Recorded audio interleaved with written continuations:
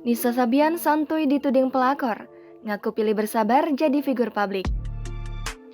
Nisa Sabian pernah dituding sebagai pelakor. Kondisi itu membuatnya memilih untuk tidak menanggapi rumor tersebut. Kini, penyanyi religi itu kembali muncul di media sosial.